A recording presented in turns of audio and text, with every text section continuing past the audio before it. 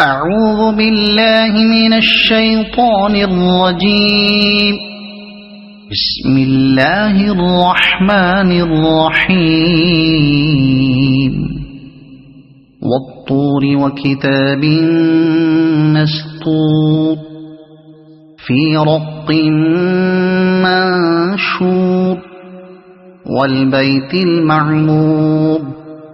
والسقف المرفوع والبحر المسجور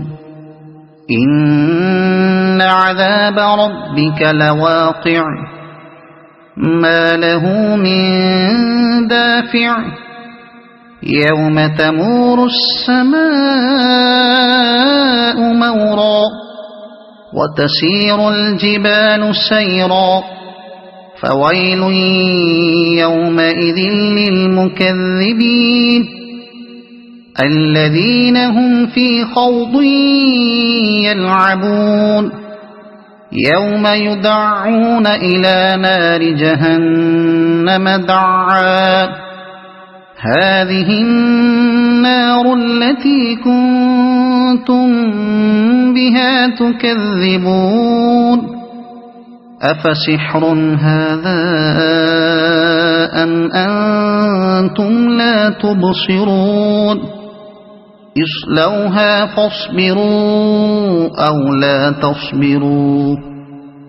سواء عليكم إنما تجزون ما كنتم تعملون إن المتقين في جنات ونعيم فاكهين بما آتاهم ربهم ووقاهم ربهم عذاب الجحيم كلوا واشربوا هنيئا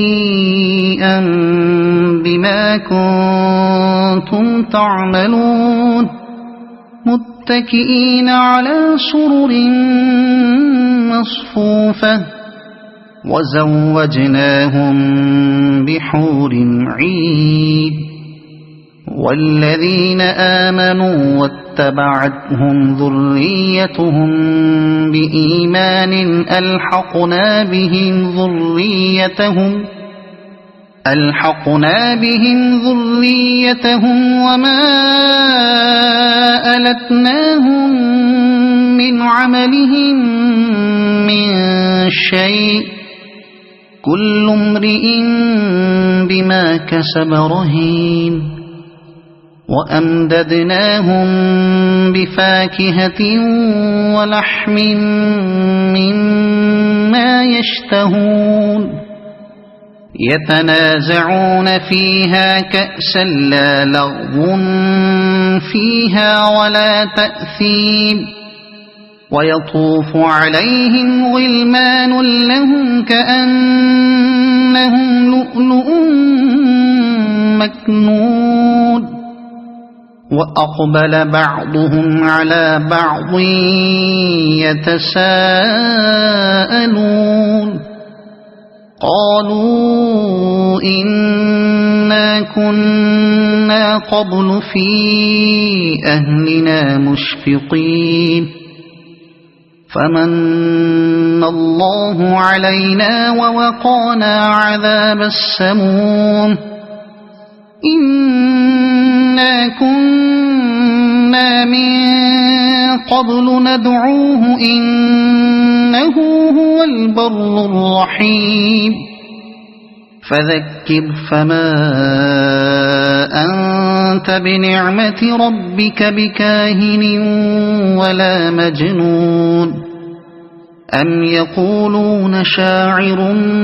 نتربص به ريب المنون قل تربصوا فإني معكم من المتربصين أم تأمرهم أحلامهم بهذا أم هم قوم طاغون أم يقولون تقوله بل لا يؤمنون فليأتوا بحديث مثله إن كانوا صادقين أم خلقوا من غير شيء أم هم الخالقون أم خلقوا السماوات والأرض بل لا يوقنون أم عندهم خزائن ربك أم هم المسيطرون أم لهم سلم يستمعون فيه فليأت مستمعهم